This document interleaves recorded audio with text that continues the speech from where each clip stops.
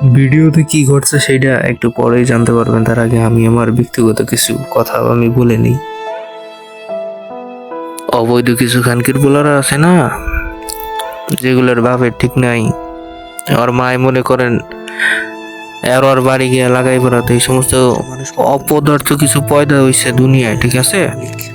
এই পয়দা হওয়া পোলা ওই লোকটার গায়ে যেই বাইনচোদ গুলো হামলা করছে, এই বাইনচোদ গুলোর উপর আমার একটাই কথা, বাক স্বাধীনতা যদি মানুষের না থাকে, মানুষের যদি তার আবেগ তুলে ধরতে না পারে, তাইলে কি বলের হেডার স্বাধীন করছে তোরা দেশ?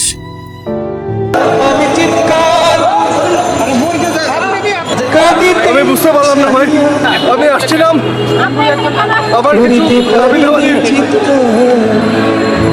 আমি চিৎকার করি ঐতিহাসিক সাউথমার্চ